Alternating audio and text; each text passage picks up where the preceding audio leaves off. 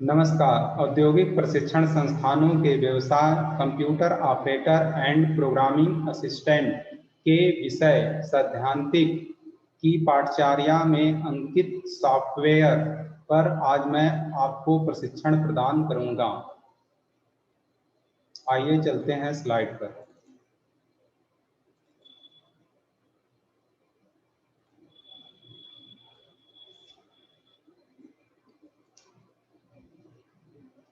आज की विषय सूची है। पहले हम लोग सॉफ्टवेयर की परिभाषा के बारे में पढ़ेंगे। सॉफ्टवेयर की परिभाषा, इसमें आपको सॉफ्टवेयर के विषय के बारे में बताया जाएगा कि सॉफ्टवेयर क्या होता है, सॉफ्टवेयर क्या काम करता है। दूसरा कंटेंट है आपका सॉफ्टवेयर के प्रकार। सॉफ्टवेयर के प्रकार में हम लोग यह जानेंगे कि सॉफ्टवेयर कितने प्रकार का होता है। जैसे सॉफ्टवेयर आपके सिस्टम से संबंधित होते हैं, एप्लीकेशन से संबंधित होते हैं और यूटिलिटी से संबंधित होते हैं जो किसी स्पेशल टास्क को कंप्लीट करते हैं। तीसरा आपका विषय सूची के अंतर्गत आएगा सॉफ्टवेयर के प्रकार में पहला सिस्टम सॉफ्टवेयर। यह सॉफ्टवेयर जो होता है आपका किसी सिस्टम, कंप्यूटर सिस्टम को ऑपरेट करने में प्रयोग में लाया जाता है। इसके बारे में हम लोग विस्तार से आगे पढ़ेंगे। दूसरा अगला विषय है आपका एप्लीकेशन सॉफ्टवेयर। इस सॉफ्टवेयर में हम लोग यह जानेंगे कि क्या एप्लीकेशन सॉफ्टवेयर क्या होते हैं और यह किस काम में प्रयोग में लाए जाते हैं। अगला विषय सूची है आपका यूटिलिटी सॉफ्टवेयर। इसमें हम लोग यह जानेंगे कि यूटिलिटी सॉफ्टवेयर क्या होते हैं और यह किस काम में प्रयोग में लाए जाते हैं। आइए आगे चलते हैं स्लाइड पर।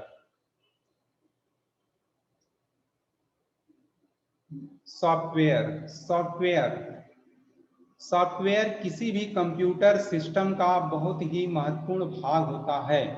सॉफ्टवेयर के बिना कंप्यूटर ठीक उसी प्रकार होता है जैसे आत्मा के बिना शरीर।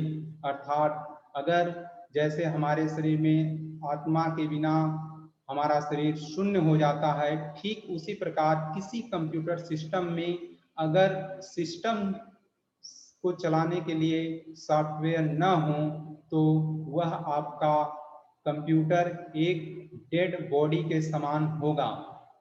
कंप्यूटर में जो सॉफ्टवेयर प्रयोग होता है उसकी परिभाषा निम्न है। किसी भी कार्य को कंप्यूटर द्वारा करने के लिए दिए गए निर्देशों के समूह को प्रोग्राम कहते हैं। प्रोग्रामों के समूह को सॉफ्टवेयर कहा जाता है। प्रोग्राम किसी प्रोग्रामिंग भाषा में लिखे होते हैं। यह प्रोग्रामिंग भाषा कोई भी हो सकती है, जैसे आपकी फोर्ट्रान, कोबोल, C++, जावा, विजुअल बेसिक। सर्वप्रथम शुरू में जो आपकी प्रोग्रामिंग भाषा यूज की गई थी फोर्ट्रान अर्थात फार्मूला ट्रांसलेटर। इसके बाद आपकी कोबोल आई, फिर C++ आई जो डेनिस रिची के द्वारा आविष्कार किया गया था। यह भाषा जब मार्केट में आई, इसके बाद सॉफ्टवेयर में बहुत ही तेजी से बदलाव हुआ। इसके बाद आपका जावा आया। जावा ने तो पूरा सॉफ्टवेयर जगत को बदल करके रख दिया। यह किसी भी सॉफ्टवेयर को इन्वायरमेंट को ग्राफिकली रूप में प्रदर्शित करने में प्रयोग में लाया जाता है। इसके बाद जावा का अगला टॉपिक जो प्रोग्रामिंग बदली तो विजुअल बेसिक आपकी मार्केट में आई। विजुअल बेसिक ने हमें आईडीई इन्वायरमेंट प्रदान किया। सॉफ्टवेयर के निम्न उदाहरण हैं। Number 1 system software, number 2 application software, number 3 है आपका यूटिलिटी सॉफ्टवेयर। सिस्टम सॉफ्टवेयर आइए हम लोग सिस्टम सॉफ्टवेयर के बारे में जानेंगे अगली स्लाइड पर। आगे चलते हैं अगली स्लाइड पर। सॉफ्टवेयर के प्रकार। सामान्यतः सॉफ्टवेयर को 3 भागों में विभाजित किया गया है। Number 1 system software, number 2 application software, number 3 utility software. अब हम लोग इसको आगे विस्तार पूर्वक अध्ययन करेंगे। ये सर्वप्रथम हम लोग सिस्टम सॉफ्टवेयर के बारे में अध्ययन करेंगे। आइए चलते हैं अगली स्लाइड पर। System software. सिस्टम सॉफ्टवेयर एक ऐसा सॉफ्टवेयर होता है जो किसी यूजर को कंप्यूटर के साथ इंटरफेस करने की सुविधा प्रदान करता है, जैसे ऑपरेटिंग सिस्टम। ऑपरेटिंग सिस्टम को शॉर्ट में हम लोग ओएस भी कहते हैं। ऑपरेटिंग सिस्टम क्या होता है, इसके लिए देखिए यहाँ पर आपका ऑपरेटिंग सिस्टम के बारे में बताया गया है। ऑपरेटिंग सिस्टम एक सिस्टम सॉफ्टवेयर होता है जो यूजर को कंप्यूटर के साथ इंटरैक्ट अर्थात अंतर संबंध स्थापित करने की सुविधा प्रदान करता है। ऑपरेटिंग सिस्टम को ओएस भी कहते हैं, जैसा कि हमने आपको बताया। ओएस अर्थात ऑपरेटिंग सिस्टम। इसके उदाहरण निम्न हैं। नंबर 1 है आपका विंडोज। विंडोज बहुतायत मात्रा में प्रयोग में किया जाने वाला ऑपरेटिंग सिस्टम है। इसके पहले आपका डॉस, सर्वप्रथम डॉस आया था operating system. Linux operating system. आइए अगली स्लाइड पर चलते हैं। सिस्टम सॉफ्टवेयर के अंतर्गत सर्वप्रथम हम लोग डास के बारे में जानकारी प्राप्त करेंगे। डास क्या होता है? डास अर्थात डिस्क ऑपरेटिंग सिस्टम। डास जो होता है आपका dance operating system Microsoft company के द्वारा विकसित किया गया। डास एक सिंगल यूजर ऑपरेटिंग सिस्टम होता है। सिंगल यूजर से तात्पर्य है कि एक ऑपरेटिंग सिस्टम पर एक समय में केवल एक व्यक्ति ही कार्य कर सकता है। डास CUI अर्थात कैरेक्टर यूजर इंटरफेस तकनीक पर कार्य करता है।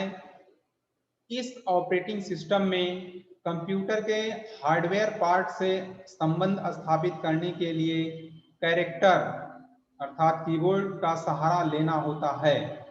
इसमें माउस का प्रयोग नहीं होता है, क्योंकि माउस आपका ग्राफिकली यूजर इंटरफेस टेक्निक पर आधारित होता है। आइए आगे चलते हैं अगली स्लाइड पर। डास के कमांड। डास ऑपरेटिंग सिस्टम पर कार्य करने के लिए डास के कमांड का प्रयोग करना पड़ता है। डास के निम्न 2 कमांड हैं। नंबर 1 आपका ये है आंतरिक कमांड। यहाँ देखिए आंतरिक कमांड नंबर 1। यह कमांड डास के साथ हमेशा मौजूद रहता है, क्योंकि यह कमांड बूटिंग के समय स्वतः ही मेमोरी में स्टोर हो जाते हैं। इस कमांड के निम्न उदाहरण हैं, जैसे आपके CLS कमांड। CLS कमांड जो होता है डास पर मैटर टाइप करते वक्त जब स्क्रीन भर जाती है तो स्क्रीन को क्लियर करने के लिए प्रयोग में लाया जाने वाला एक कमांड होता है आपका CLS command. Date command, DOS पर काम करते वक्त यदि आपको डेट की जानकारी लेनी हो तो इस कमांड का प्रयोग हम लोग करते हैं। इससे आप डेट को, सिस्टम के डेट को चेंज भी कर सकते हैं। टाइम कमांड, यह कमांड जो होता है सिस्टम के टाइम को देखने और उसे बदलने के लिए प्रयोग में लाया जाता है। वर्क कमांड, यह कमांड कंप्यूटर सिस्टम के वर्जन को दिखाता है कि जो आपका कंप्यूटर सिस्टम में वर्जन है वह किस प्रकार का है। आगे है डेल कमांड। डेल कमांड जो होता है किसी भी फाइल को डिलीट करने के लिए प्रयोग में लाया जाता है। dir command. dir कमांड जो होता है यह कमांड डॉस में बनी हुई पूरी डायरेक्टरी को दिखाने के लिए, या आप कह सकते हैं कि यह सिस्टम डायरेक्टरी को प्रदर्शित करने के लिए प्रयोग में लाया जाता है। कॉपी कमांड, कॉपी कमांड जो होता है यह किसी भी फाइल में पूर्व बनी हुई टेक्स्ट को कॉपी करने के लिए प्रयोग में लाया जाता है। अगला है आपका रीनेम कमांड। रीनेम कमांड जो होता है आपका किसी भी फाइल के नेम को चेंज करने के लिए प्रयोग में लाया जाता है। सीडी कमांड, सीडी का पूरा नाम है चेंज डायरेक्टरी। यह डायरेक्टरी को चेंज करने के लिए प्रयोग में लाया जाता है। एमडी कमांड, एमडी का पूरा नाम है मेक डायरेक्टरी। मेक डायरेक्टरी अर्थात डायरेक्टरी को बनाने के लिए प्रयोग में लाया जाने वाला कमांड होता है। नेक्स्ट है आरडी कमांड। आरडी कमांड जो होता है इसका पूरा नाम है रिमूव डायरेक्टरी, अर्थात डायरेक्टरी को रिमूव करने के लिए प्रयोग में लाया जाता है। नेक्स्ट है आपका cd डॉट कमांड। यह कमांड जो होता है आपकी प्रारंभिक डायरेक्टरी या अर्थात पूर्व जिस डायरेक्टरी में आप काम कर रहे हैं उस डायरेक्टरी से पूर्व डायरेक्टरी में जाने के लिए प्रयोग में लाए जाने वाला कमांड होता है। इसके अतिरिक्त अन्य कमांड भी होते हैं। आगे चलते हैं अगली स्लाइड पर। डास के कमांड के अंतर्गत हम लोग दूसरा जो डास का दूसरा कमांड है वह है कमांड जिसको हम लोग इंग्लिश में एक्सटर्नल कमांड के नाम से भी जानते हैं। एक्सटर्नल कमांड, एक्सटर्नल कमांड या वह कमांड ऐसे छोटे प्रोग्राम होते हैं जो फ्लॉपी डिस्क अथवा हार्ड डिस्क में स्टोर होते हैं।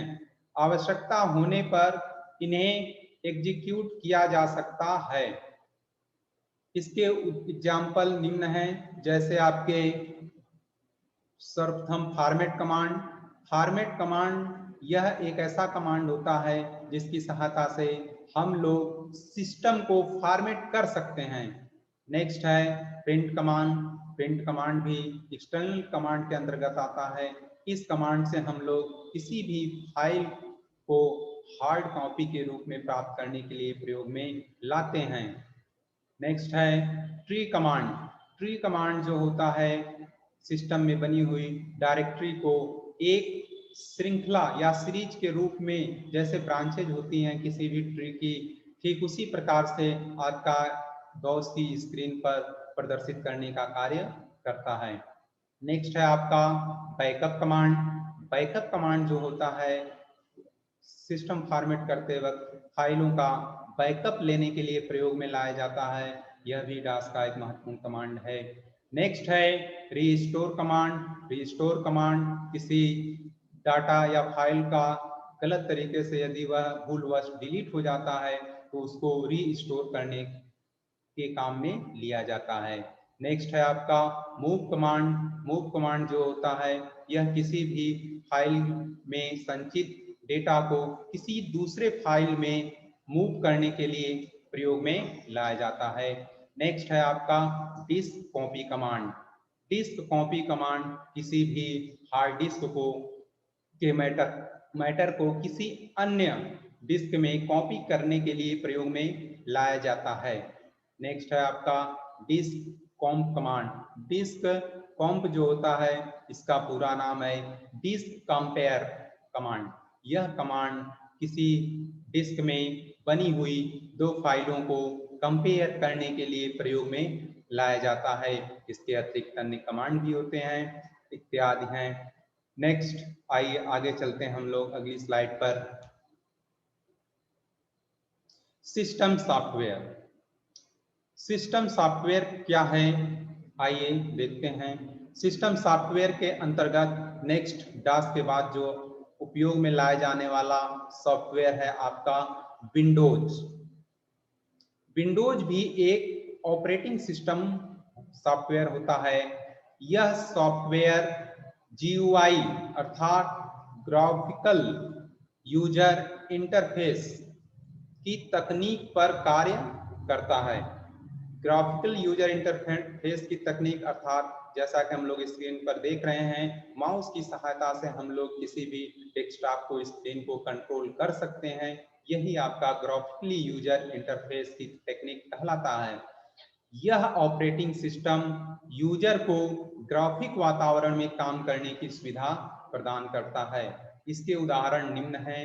नंबर 1 आपका Windows 95, Windows Vista, Windows XP, Windows 7, Windows 10 इत्यादि। ये सब आपके विंडोज के वर्जन हैं। स्लाइड देखिए, विंडोज एक्सपी की एक फिगर आपके सामने स्क्रीन पर प्रदर्शित है। ये विंडोज एक्सपी ऑपरेटिंग सिस्टम का है और ये जो स्क्रीन पर आपका फिगर है विंडोज 7 का है। यह आपके विंडोज के वर्जन के अंतर्गत आते हैं। आइए आगे चलते हैं अगली स्लाइड पर। Application software. एप्लीकेशन सॉफ्टवेयर किसी कंप्यूटर में किसी स्पेशल कार्य को पूरा करने के लिए प्रयोग किया जाने वाला सॉफ्टवेयर होता है। यह सॉफ्टवेयर अब किसी स्पेशल टास्क को कंप्लीट करते हैं।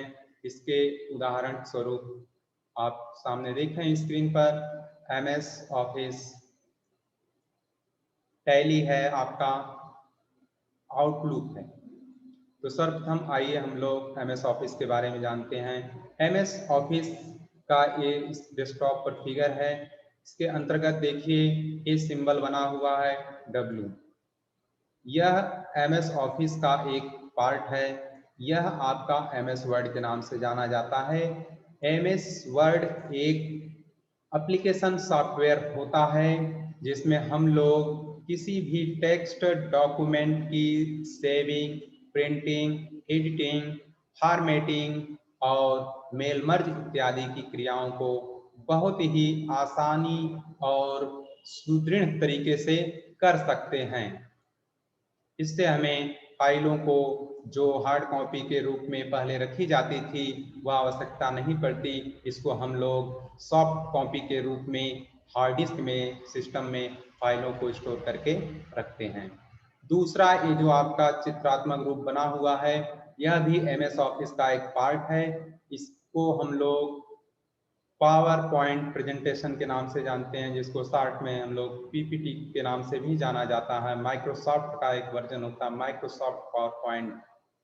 इसमें हम लोग किसी भी प्रेजेंटेशन को तैयार करते हैं। प्रेजेंटेशन, इसी प्रेजेंटेशन के जरिए आपकी स्लाइडें निर्मित की गई हैं।